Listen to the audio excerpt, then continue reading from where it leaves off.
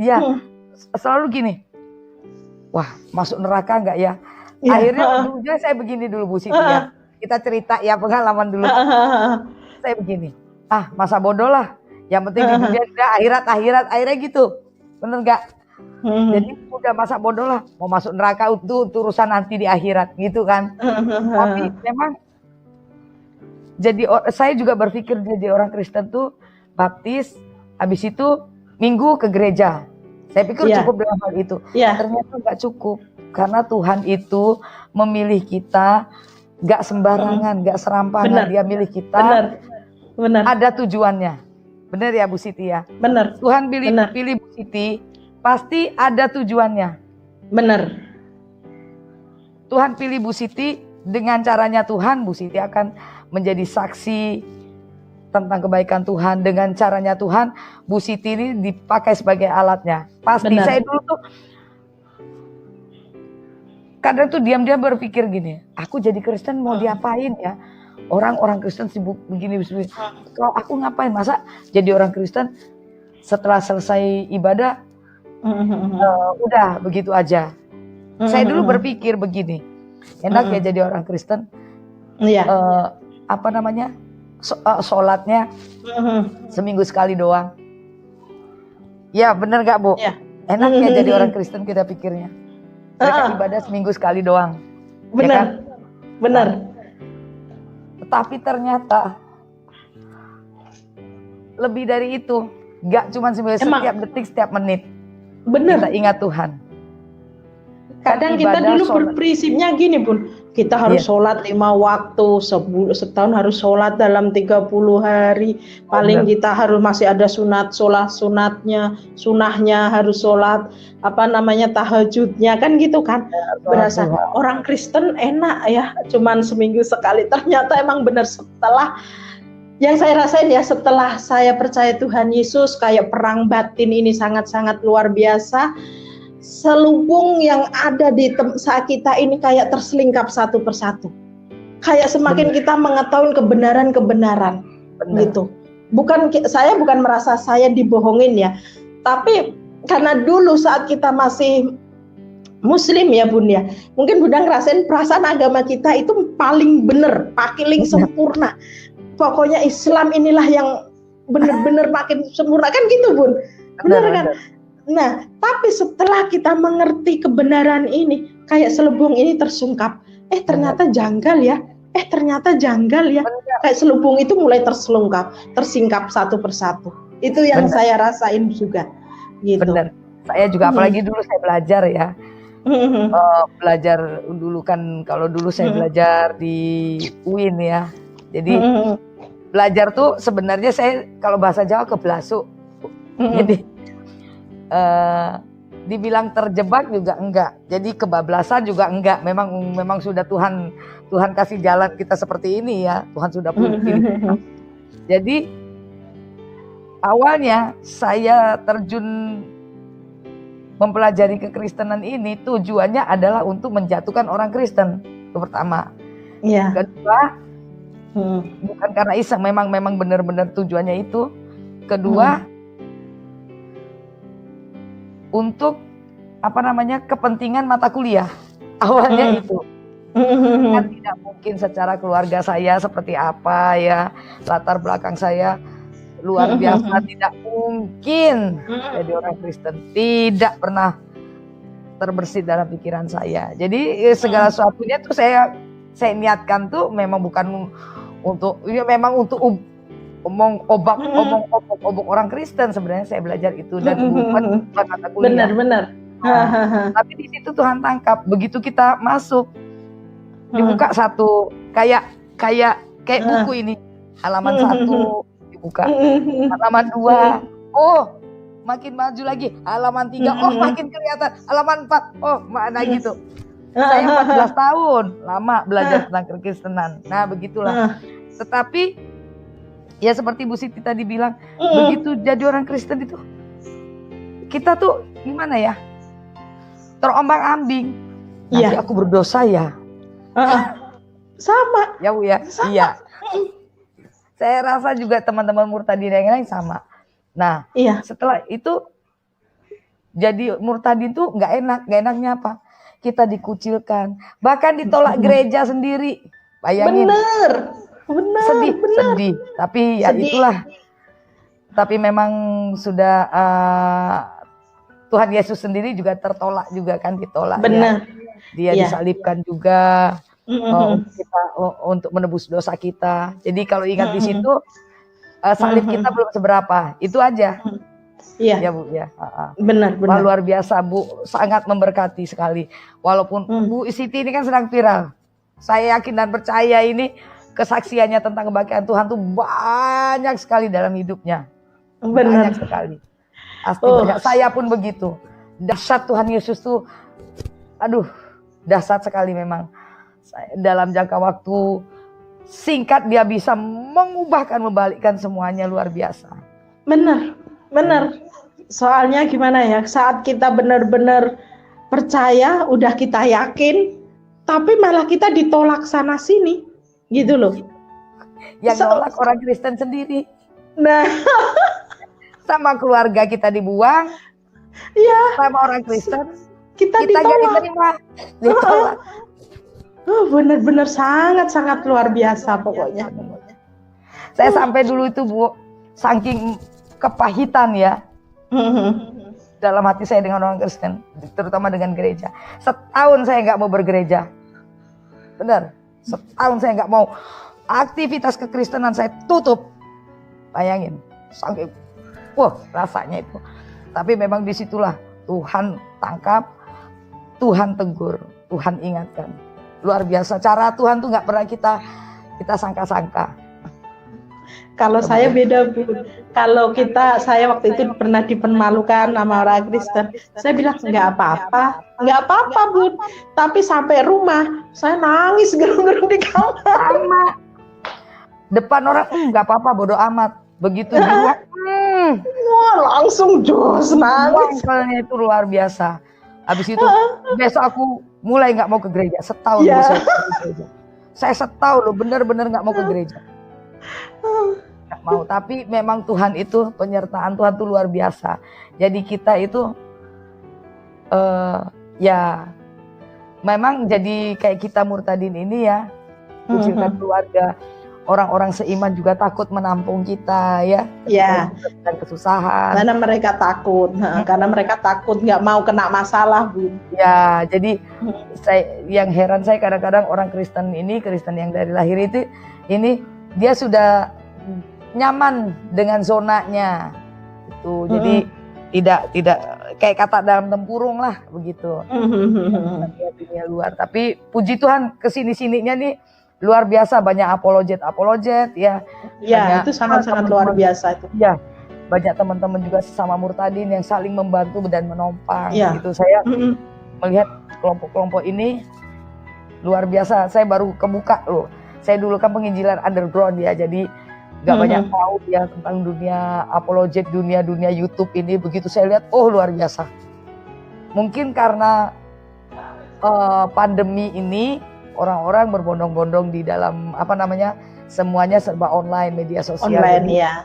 Ya, jadi media online ini bisa menyebar sampai ke seluruh pelosok, ya. Ya, benar. Jadi orang cepat tahu gitu. Ini Bu ada yang masuk, kita boleh ya dialog? Boleh. Ya. Boleh. Ada Bu Aubrey. Nah, ini susahnya nih saya. Nggak bisa menampilkan orangnya, tapi bisa menampilkan ininya. Suaranya ya. Suaranya. Shalom Bu Aubrey. Shalom Umi. Nah kan, ada kan suaranya. Selalu begitu, saya nggak mengerti settingannya. Maklum gaptek saya ini. Tidak apa-apa ya, Umi. Silakan Bu Aubrey. Ya, silakan. Shalom. Wah. Sehat. Luar biasa. Puji Tuhan. Ya, kita trio murtadin berarti malam ini ya. Amin. Sehat Bu Aubrey. Puji Tuhan, haleluya, sehat. Ini sehat. Sehat. Tuhan. Ya tadi benar kata Umi, kata Mbak Siti, dan saya pun merasakan ketika kita menerima Tuhan Yesus itu pasti ada gejolak di dalam hati. Benar. Gejolak yang mana yang lama ini, yang baru ini kan mau masuk ya. Iya. Yang baru mau masuk, yang lama nih merasa terguncang nih di dalam hati. Iya, benar. Jadi peperangan di dalam batin itu pasti ada. Nah, ketika saya merasakan itu juga sama, saya juga singkat cerita karena memang dari mimpi meninggal diangkat ke akhirat. Oh, seperti itu. Nah, jadi memang perjumpaan langsung dengan Tuhan Yesus, dan Tuhan Yesus itu mukanya bercahaya. Jadi ketika mereka fitnah saya, kok Yesus kok mukanya begini, tidak ada. Tuhan Yesus itu mukanya bercahaya, intinya itu. Benar. Dan damai kasih sejahteranya dia itu memang hati yang bisa merasakan itu. Benar. Ketika itu juga Umi sama begitu waktu saya sebelum dapat mimpi itu Umi ya, saya juga sama punya pikiran. Kalau dulu kan di iman yang sana kita punya pemikiran kayak gini ya, nanti saya dapat siksa akhirat, dapat siksa kubur kan gitu. Benar. Iya, benar. Belum nyampe ke akhirat, di dalam kubur juga kita dapat siksa kubur kan gitu dulu kayak gitu. Benar. Sama. Nah sekarang gini, maaf nih saya potong nih. Lebih lucunya gini, kalau kita nih orang Jawa ya, mungkin saya bahasa Arab ditanya man robuka Allah, kan gitu kan tahu lah. Lah yang nggak tahu bahasa Arab nih tanya man robuka, opo kuwi aku ora mudeng lah digebukin terus. Yang lucu katanya kan Allah Maha Tahu.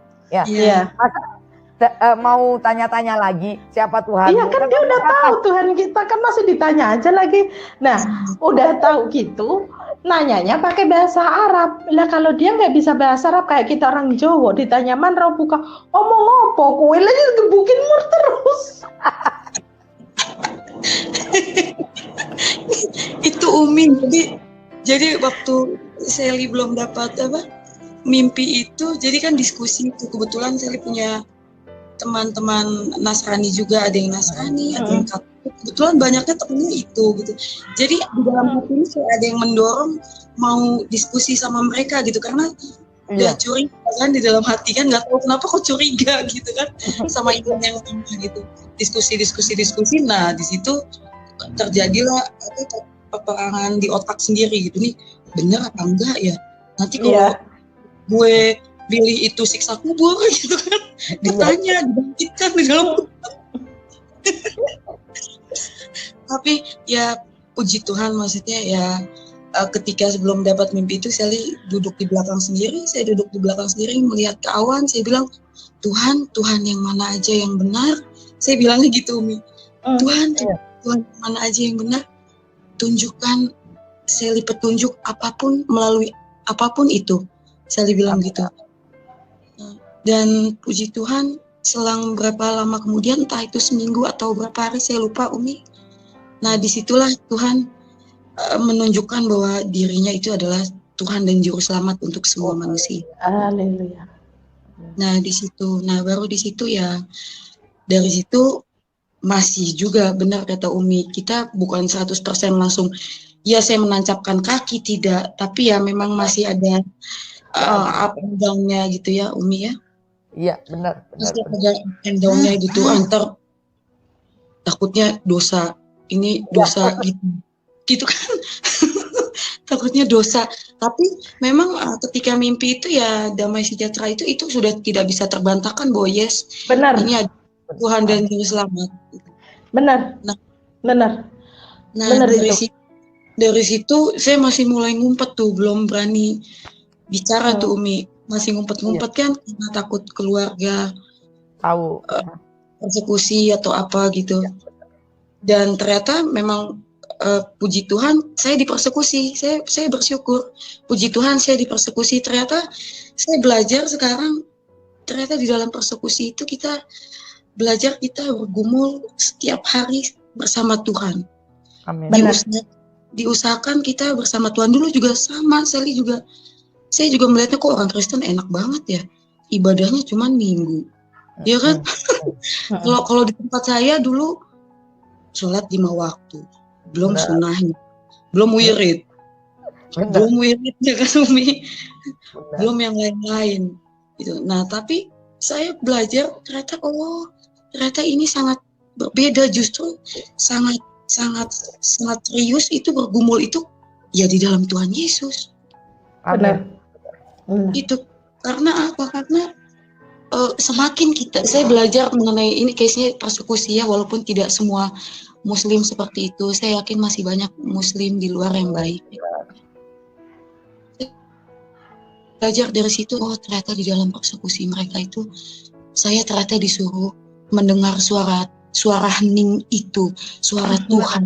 Memang kita harus membuka dan bergumul di dalam firman Tuhan, bagaimana cara implementasi kita, bagaimana kita mengasihi orang yang tidak tahu di jalan Tuhan yang benar itu seperti apa sih? Benar. Kita tidak tahu. Waktu itu papa mama langsung marah, jelas penolakan itu semua saudara. Mereka sekarang semua sudah tidak pernah menganggap saya anak ataupun keponakan ataupun saudara, tapi bagi saya bersyukur. Karena apa? Karena disitulah kesempatan saya untuk saya bisa dekat, bisa mengadu apapun itu, berserah diri, pasrah di dalam Tuhan. Karena begini, ketika saya belajar gini Umi, ketika saya mengandalkan manusia, saya tidak bisa. Tetapi ketika saya mengandalkan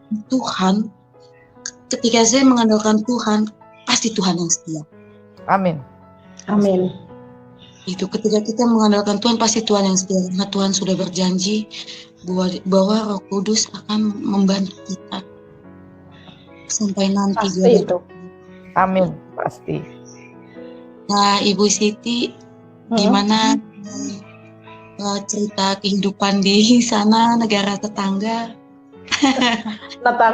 Kalau negara tetangga itu Malaysia, Singapura, Bu. Kalau sana itu nggak tahu negara. Nah gini, tetangga jauh dideketin itu kali. Iya. Gitu. Yang diagung. Padahal kehidupan di sana itu sangat-sangatlah luar biasa. Menurut saya bejat ya, apalagi menganggap kita para TKW yang di sana itu ya hanya pemuas seksnya aja, karena di sana kan sistemnya perbudakan. Nah, berarti kalau budak kan boleh diapain saja, boleh ditidurin sama majikan laki juga. Halal ada dalilnya. Nah, disitulah kita di sana itu kayak nggak ada harganya. Udah disuruh ngelayanin bapaknya, disuruh ngelayanin anaknya pula, kan gitu kan. Kalau nggak ada majikan perempuan, keluar dari kamar mandi aja udah bulet, nggak pakai apapun.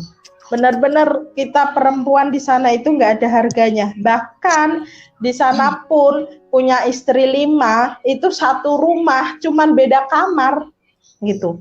Untung ya beda kamar, nggak satu kamar, disuruh tidur barengan gitu. Jadi di sana kehidupan gitu loh. Jadi di sini saya bukan menjelek-jelekin sana sini ya, biar masyarakat mengerti kehidupan di sana itu kayak gitu. Yang kalian agung-agungkan, yang kalian itu tuh di sana itu, kalau kalian mau tahu ya kehidupan di sana ya, nggak usah jauh-jauh. Kafil saya, customer saya, kafil saya, majikan saya sendiri, adiknya aja punya istri 5. Yang muda, istri yang kelima, umurnya di bawah saya. Kalau saya sekarang umur 34, waktu itu berapa? Pokoknya dia itu mungkin baru umur 25 tahun. Itu suaminya aja udah aki-aki, itu istri kelima, mau gitu. Dan itu pun satu rumah, dari istri pertama, kedua, ketiga, keempat, itu satu rumah gitu loh. Nah, di sana, orang sana kan nggak ada rumahnya yang nggak tingkat. Pasti di sana tingkat 3, tingkat 4. Nah, di situ, di bawah itu istilah munggalat, najlis gitu ya. Itu khusus di bawah. Atas itu udah nanti kamar anak-anak, kamar-kamar mereka. Sana istri kedua, ketiga, keempat, kelima. Udah, cuman itu kadang kamarnya hadap-hadapan. Gitu. Dan di sana itu banyak anak, nanti anaknya juga udah punya istri kedua, ketiga, keempat dan itu pun satu rumah gitu. Di sana udah hal kayak gitu kayak udah hal yang biasa. Nanti makan siang bareng-bareng satu nampan, makan siang bareng-bareng.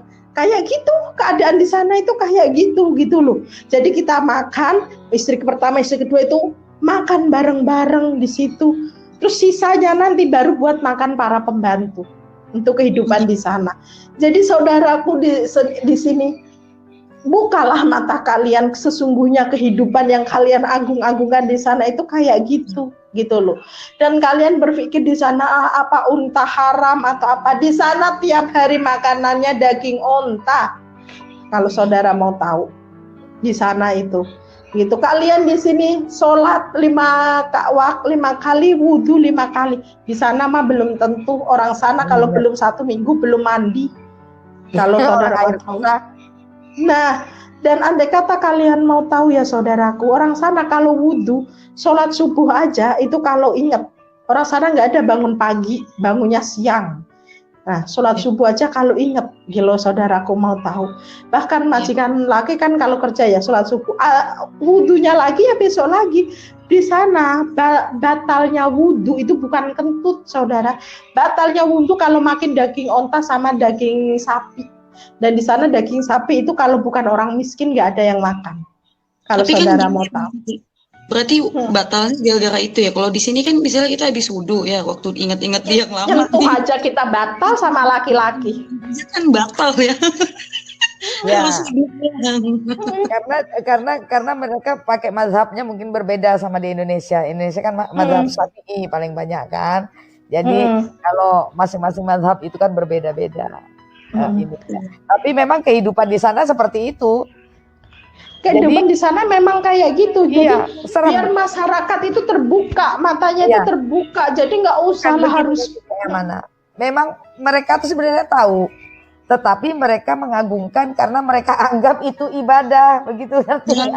Itu Umi, bener. Masalahnya masna wasulasa waruba.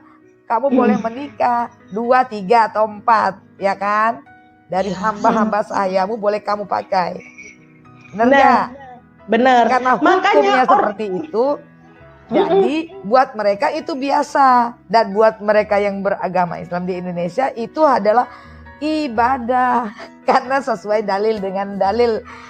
Jadi begini, karena pohon ajaran, saya selalu bilang, pohon ajarannya dilihat. Kalau pohon ajarannya begitu, ya kita nggak bisa bilang. Kalau dulu kita masih di agama kita yang terdahulu, Bu Siti Amanah juga, Mbak Audrey juga, Aubri ya. Saya yakin pasti juga itu, wah gila ya, bisa ya. Nanti aku berharap juga seperti itu kehidupan bersama-sama. Karena kita membayangkan walaupun mau jadi istri pertama, kedua, ketiga, keempat, kelima, bodoh amat.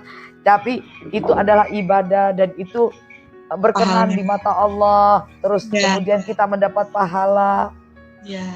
Melihat suami. Walaupun hati kita tersiksa loh Bun. Bohong aja kalau perempuan nikah, suaminya nikah lagi. Walaupun karena Allah, kalau nggak tersiksa. Iya. Tapi Bu ya, jujur saya ya, waktu saya dulu masih pesantren ya, itu melihat suatu keluarga tuh indah sekali kayak begitu. Saya sempat, maaf ngomong ya, ingin dijadikan istri kedua dari kiai. Karena waktu itu saya lumayan lah, kayak saya beasiswa ya, beasiswa dari kelas 1 SMA sampai mau selesai itu. Dia ngelihat saya tuh mungkin lebih dari anak yang lain gitu. Itu mau dijadikan istri kedua. Oh, buat saya itu mulia sekali. Tapi bapak saya walaupun beliau, Buya saya itu walaupun beliau seorang yang luar biasa ya. Menjalankan orang Islam yang luar biasa. Keluarga saya tuh keluarga yang ya cukup tokoh agama, kemudian juga keturunan yang luar biasa. Tetap tidak boleh anaknya menjadi istri kedua, ketiga dan seterusnya. Bayangkan. Jadi lucu-lucuan buat saya kalau ingat begitu. Saya pikir kok jadi aneh sendiri ya. Sedangkan kayak kita dulu kita merasa bodoh banget gitu loh Bu. Jadi ketawa sendiri kan. Dulu tuh saya dulu pas kayaknya Iya, Benar aja. benar. Jadi Lucu itu, kan dulu. kalau ingat dulu tuh ketawa sendiri sekarang. Soalnya saya tuh kan buat kami santri, kalau dijadikan istri kiai itu luar biasa bangganya. Iya. Berarti ada sesuatu yang menjadi Contoh lah. kiai itu tertarik gitu loh. Berarti kita memiliki suatu kelebihan, entah cantik rupanya lah, entah ininya. Yang biasa kiai ngambil yang pinter-pinter kan, menjadi suatu kebanggaan. Walau istri kedua, ketiga, keempat bodo amat, yang penting kita bangga gitu. Bapak saya marah-marah, saya langsung mau dicabut dari situ pesantren. Padahal wah luar biasa, itu bapak saya marah-marah, kamu nggak boleh lagi karena dia melamar saya. Lah kalau dipikir saat ini, pertama kenapa gua mau ya, kedua bapak ke saya kenapa marah-marah, padahal itu kan diperintahkan di dalam kitab mereka. Jadi dua hal yang bertentangan. Saya bingung juga. Sekarang baru saat saya udah jadi petobat baru tuh baru kebuka pikiran. Oh begini. Jadi segala sesuatu yang dulu saya pikir baik itu menjadi lelucon dalam hidup saya sampai sekarang ini. Benar ya Bu ya? Benar. Jadi ketawa sendiri. Makanya ya kan Mbak Ubri ya, banyak sekali lelucon yang kita pikir saat ini jadi lelucon buat kita. Kok dulu aku bego banget ya? Iya, merasa kita tuh bego banget. Makanya saya tuh juga dulu, saya kalau di pesantren gitu kan, kebetulan itu kan milik keluarga ya, kebetulan. Nah, kayak kita itu kalau udah di depan kiai lain atau ustadz lain itu, apalagi kita itu kayaknya kita gitu ya Bun ya.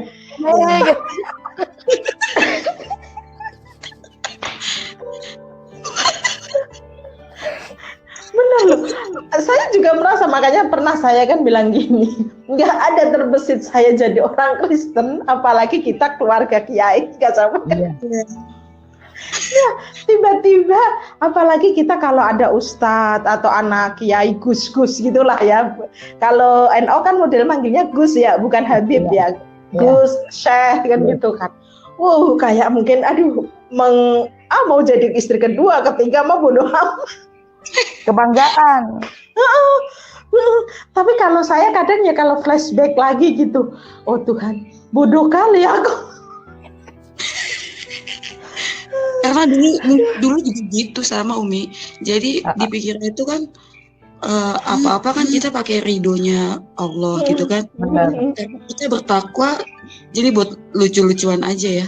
Kita bertakwa dulu gitu karena kita minta ridhonya Allah. Yang penting Allah melihat kita tuh bagus aja gitu. Iya. Padahal sebenarnya itu Iya. Makanya sekarang Umi, saya selalu tanya Umi, kalau laki-laki kan dijanjiin 72 bidadari, ya kan? Nah, sekarang saya kadang bingung Umi, belum sampai detik ini terjawab. Kita para istri-istri ini, kita para perempuan ini janjiannya di surga apa ya? Nonton. Apa tukang cuci spray kah? Apa menghitungin mana yang udah ditidurin? Atau kita jadi gigolonya? Kan masih belum jelas ini.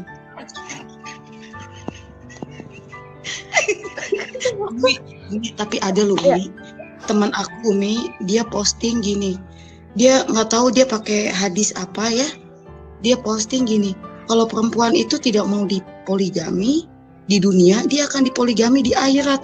Wah, saya makin ketawa. Sekarang gini, lawang di dunia nggak boleh dipoligami, di akhirat dipoligami. Iya. Sama juga bohong. Sekarang kalau mau dipoligami di dunia, di akhirat juga dipoligami lah. Terus pilih yang mana coba? 72 lagi Umi. Kalau di dunia cuma 45 ya. Nah kalau di akhirat 72 coba Umi. Kembali perawan lagi loh Umi. Umi mikir dalam 24 jam, sehari semalam 24 jam. Ya kan Umi, terus dibagi 72 dan setelah dikumpulin dia akan kembali perawan terus. Kesibukan laki-laki di surga itu memecah perawan bidadari. Lah kita ini sebagai istrinya itu sebagai apa Umi? Apa tukang cuci spraynya gitu loh Umi? Atau yang absen gitu loh Umi? ini Mbak Aduh. Siti, dulu juga saya pernah diterangkan sama Papa mengenai hal itu. Jadi apapun yang kamu tidak boleh di dunia, tetapi ketika nanti di akhirat di surganya Allah itu dihalalkan, dibolehkan. Nah, Berarti makan dalam babi juga boleh. iya kan, kayak babi gitu, minuman keras. Dalam hati saya gini ya Umi ya, di situ saya mulai ada pertentangan tuh, mulai ada diskusi dengan Papa. Nah, Papa dulu juga suka MTQ antar distrik untuk Riau kan, yang di Riau. Oh. Dalam hati saya kok begini ya. Jadi ternyata di jalan ridho Allah itu ternyata kok kayaknya kacau banget ya. Nah, yang lebih lucu kalau kiblat, Bunda. Nih saya mau tanya Bunda. Kan kita kalau di hotel atau di kapal atau apa kan pasti ada tulisannya kiblat ke sana, kan gitu kan ya Umi ya. Nah, kalau kita pas nih di kapal nih lagi sholat Allahu Akbar, tiba-tiba kapalnya belok edek. Berarti beda dong kiblatnya, itu gimana itu? Wallahu a'lam bishawab. Kadzalika.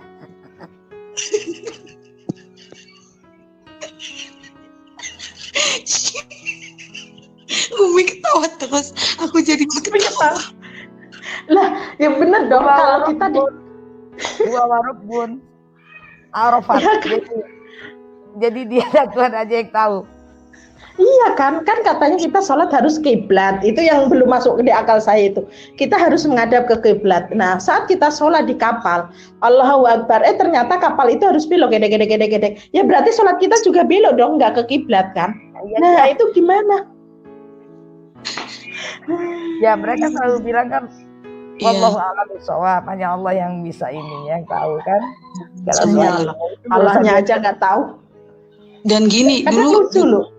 Tapi di dalam tafsir mereka juga ada yang begini. Jadi iman yang paling tinggi itu di tingkatan untuk para kaum sufi, karena kebetulan Papa kan keluarga kan ada pesantren di Jawa Barat kan. Jadi menurut mereka itu tingkatan yang paling tinggi itu ketika kamu sholat, ketika bibir kamu mengucap lafaz Arab, tetapi ketika di hati kamu itu langsung Indonesianya. Nah, di situ saya langsung bingung tuh. Wah, welah susah banget ya. Kayaknya, jadi tingkatan yang paling yang paling baik itu untuk menjadi seorang muslim atau muslimah yang baik itu, pengikut Allah yang baik itu, ternyata ketika ibadah itu, terutama takwa dalam ibadah sholat ya, di bibir itu mengucap lafaznya Arab, tetapi ketika di hati itu harus langsung bareng sama Indonesia. Saya itu pernah nyobain Umi, beneran. Itu saya kayak orang gila. Itu saya cukup kuat hanya 2 hari aja. Itu waktu di sana ya. Selebihnya saya nyerah, saya nggak kuat. Kalau saya gini yang lebih lucu, katanya kalau kita sholat kan air wudhu bekas muka kita kan nggak boleh dilap, harus tetap basah dulu kata Ustadz saya kan. Karena saat kita sholat yang menandakan sujud kita tadi yang pertama itu kita harus di situ. Nah kalau saya kan udah sujud pertama gitu kan udah nempel kan udah kering ya. Nah untuk kedua kalinya saya itu sukanya nyari biar sama itu masih karena ada mazhab yang, ada beberapa mazhab yang begitu, ada mazhab yang begitu. Nggak tahu saya itu mazhab siapa ya, memang ada yang begitu. Jadi ada. Jadi jidat kita itu kan kita wudhu kan tetap basah dong, sholat nggak boleh dilap itu. Nah saat nempel itu kan basah di sajadah itu untuk tandanya kalau itu yang pertama, jadi yang kedua ketiga harus ke situ. Nah kalau udah kering, apalagi cuman wudhu kan sedikit, mungkin udah kena perempuan, saya tuh gusur-gusur jidat saya untuk nyari yang pertama itu. Masih ingat aku itu kelakuan saya, udah ingat aja itu. Ustadznya yang lucu berarti. Tapi memang ada mazhab yang kan mereka ini kan beda-beda, nggak usah begitu. Takbiratul ihram kalau Bu Siti kan udah pernah di sana ya. Orang sana tuh beda-beda. Kalau Indonesia kan ada yang begini. Kalau di sana tuh ada yang begini doang ya, yang di bawah pusar gini. Ada yang begini. Benar. Pasti kalau yang pernah ke Arab Saudi melihat yang udah pernah umroh, udah pernah ke Mekah, ada yang di sini. Kalau kita kan begini ya, ada yang di sini. ada yang sini, ada yang di beda-beda. sini, ada yang bahkan begini berdiri doang. Ada yang biasa Ada gini sampai berdiri aja ada gitu. ada. Jadi itu sesuai dengan mazhabnya mereka masing-masing. Jadi nggak ada ketentuan yang pasti gitu loh. Wudhu juga kan beda-beda. Ada yang harus pakai apa namanya? Saya lupa ya. Mencuci hidung dulu, terus telapak tangan, terus kumur-kumur, baru nanti muka, 2 telapak tangan, ini, seingat saya kaki, selesai. Ada yang tidak perlu kuping, jidat langsung kaki, ada yang begitu, macam-macam. Wudhu mereka beda-beda. Ya karena kan sesuai dengan mazhabnya mereka masing-masing, mazhab yang mereka yang mereka percayai itu loh, yang mereka apa namanya, yang mereka yakini lah gitu. Nah jadi patokannya nggak pasti. Nah ini Bun, kalau waktu saya umroh ini Bun, ingat saya kan kata mereka kalau kita sholat 2 rakaat di depan pintu Ka'bah, ya kan, itu sunnah kan, doa kita akan terkabulkan, akan diijabah. Nah waktu itu kan setelah saya umroh, saya kan dijamah sama Tuhan Yesus kan, perasaan dulu kan nggak mudeng istilah damai sejahtera, taunya nyaman ya, apalagi saya masih muda waktu itu. Saya itu sholat di depan pintu Ka'bah, tahu nggak doanya saya apa? Ya Allah, saya mau ketemu seorang laki-laki yang ganteng kayak di mimpi itu, padahal mimpi itu Tuhan Yesus, tahu nggak? Ketemu Nanan.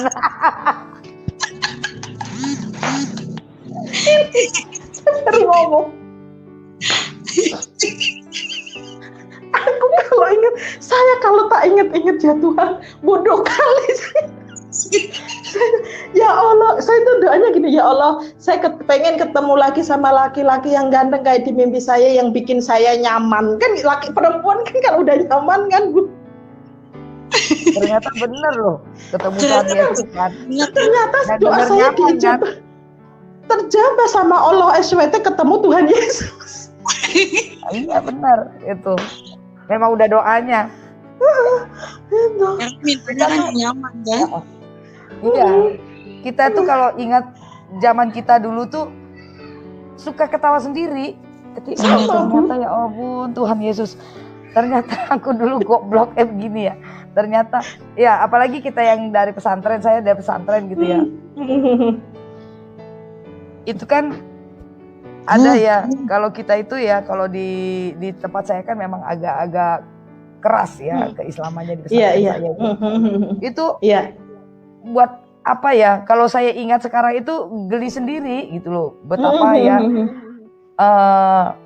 kayak misalnya Bu Siti tadi bilang, mereka meniduri budak segala macam, meniduri TKI, TKW, itu menurut mereka biasa. Karena apa? Dalil mereka kan jelas, hamba sahaya, kan hamba sahaya itu budak, itu boleh ditiduri, itu boleh dipakai tanpa dinikahi. Makanya kita nggak bisa mengelak gitu loh, maksudnya nggak bisa apa namanya menggugat mereka juga, karena mereka hukumnya hukum sesuai dengan Al-Quran. Tetapi buat lucu-lucuan aja buat kita di sini memang. Iya, tapi jujur Bun, setelah kita lahir baru bertobat, kayak merasa kita itu lucu aja ya, flashback masa-masa lalu itu sangat-sangat. Dan dengan bodohnya ya kita dulu kita istilah dita'aruf lah, istilah kayak gitu, kayak kita kayak lucu banget ya. Kita mau melihat calon suami kita aja sampai ngintip-ngintip. Benar. Itu. Jadi apa namanya? Kalau diingat dulu itu ya geli, bagaimana agama mereka itu sama wanita itu luar biasa tidak menghargai gitu loh. Iya. Sangat gak menghargai. Makanya kan dulu masalah saya juga baru membahas tentang pernikahan di dalam Islam dan Kristen semalam. Dan itu begitu saya buka tuh kaget semua teman-teman Kristen. Ternyata seperti ini. Ya memang begitulah mereka kan. makanya banyak kasus-kasus para kiai melecehin santrinya karena mungkin santrinya posisinya waktu itu mungkin kayak kita dulu kali ya Bun ya. Benar. Dalam arti gini, saat kita dideketin sama ustadz kita atau kiai kita, ya karena doktrin dari kecilnya dulu itu gitu loh. Jadi saat kita dideketin, saat kita itu ya merasanya kita kayak bangga banget, seneng banget, kayak pokoknya bangga banget gitu loh. Benar. Akhirnya ustadz itu mereka namanya laki-laki lihat sesuatu yang baru kan pasti ngeces-ngeces.